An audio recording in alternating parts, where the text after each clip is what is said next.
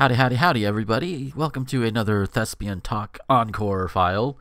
Um, this is one I'm actually also going to put up on YouTube. I'm going to start putting these up on YouTube and get these a little bit more traction as well. Got a full show coming, hopefully, fingers crossed. I'm all ready for it. Hopefully things won't go caca like the last couple of times I've tried. But that's not what I'm here for. And if you've read the title of this particular file, you know what's coming. If you follow me on social media, you notice that I don't talk much. I don't give my own thoughts, original thoughts on the hashtag change the channel deal going on. Because I wanted to save it for an audio or audio video. I debated between doing it like this, doing it on the main show, doing it as a vlog. Well, I guess technically this can become a vlog since there's going to be a video version up. But oh boy, so a little primer on everything. Just change the channel in general. Channel Awesome has basically shit the bed at this point. A bunch of the current, well, now all former contributors came forward with their grievances.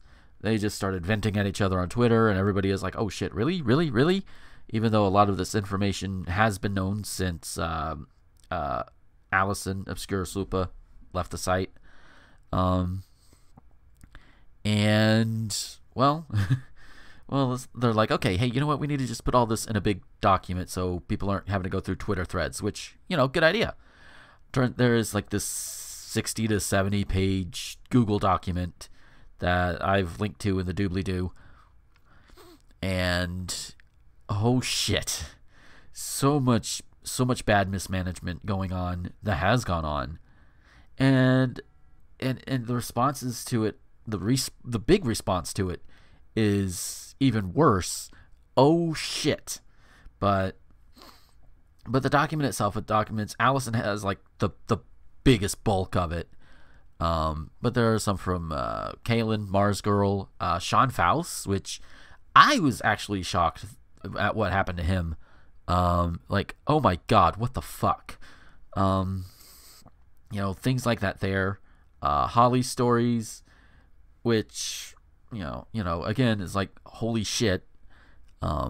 Just it's a whole document of holy shit. But the one that I want to bring up is towards the bottom. It's from an anonymous, and she talked about how one of the former producers had basically groomed her. That's the one in the document. For like sex and all of that shit. And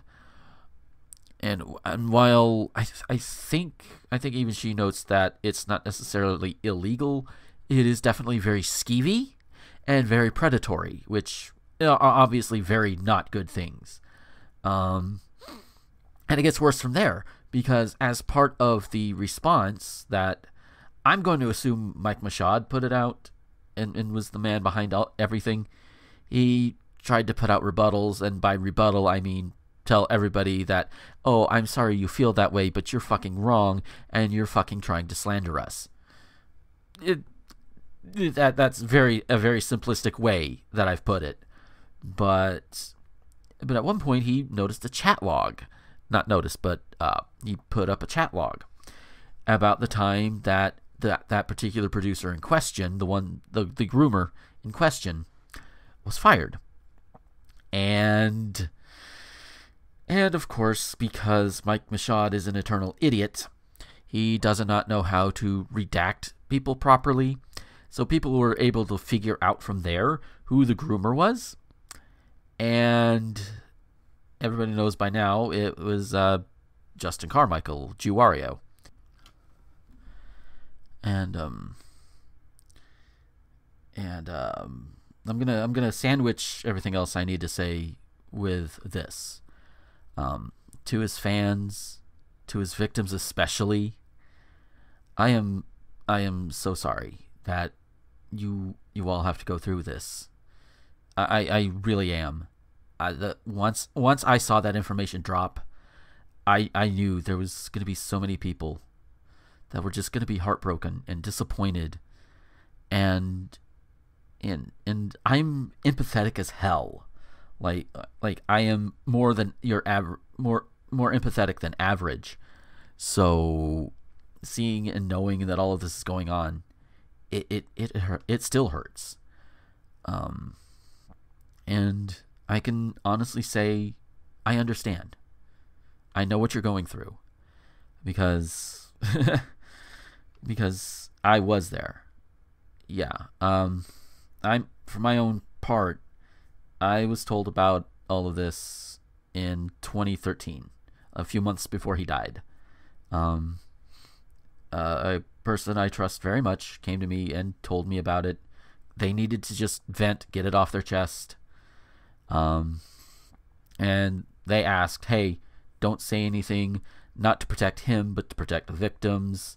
And, made it very clear that coming forward with it, people like they are now are going after the victims, going after people who, and I'm pretty sure I might get a few myself, saying, well, why didn't you come forward? You couldn't go to the cops or what have you. Well, that is, in a perfect world, yes. And I understand that urge. I really do. I felt it myself at the time. But you know why I didn't? One, I was asked not to. And two, which is also the reason I was asked, and as I said, to protect the victims. Because, again, how we treat sexual assault victims in this country is just heinous. Because everybody takes the whole idea of innocent until proven guilty, which is not a bad idea in a perfect world, but they use that to the point that they don't believe the victims, that it makes the victims feel like they're not believed, that nobody believes them, that they look at them as broken or damaged or any other horrible thing you can append to this. And I just dropped my 5 cents. So that's one reason why I didn't come forward when I found out. Another reason was, well, his suicide. I mean, that obviously you can't come forward at that point, because who wants to be there? Who wants to be the person to go to a grieving widow and a grieving mother and grieving friends and family and say, "Oh, by the way, this guy who died, this guy who is basically our generation, our Mr. Rogers in our community, yeah, he was a groomer and a rapist. He was a sexual predator." Do you want to be the ones to tell them that? Do you think they could handle that at that lowest point in their life? No, you couldn't. And so, I had to keep up a lot like other people had. Had to keep up the appearance and not say anything. And never to protect him. It was to protect, his wife, his widow, his mother, the victims, and the people who, we see it happen now. All of these people who are just so devastated. The younger people that looked up to him. The people he inspired. It's a lot of pedestals are crumbling. A lot of hearts are breaking.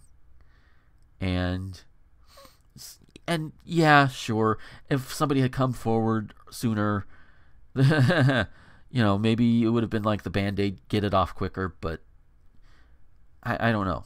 With the way people are treating the fucking situation about it, it's just, I think this would have happened no matter what. And in fact, as of this recording, one of those anonymous victims has basically been outed. If you follow the clues, and some people who follow the clues are not so tight-lipped about it, I would assume. I don't know if they've actually identified that particular person, but enough information is out there to find that person.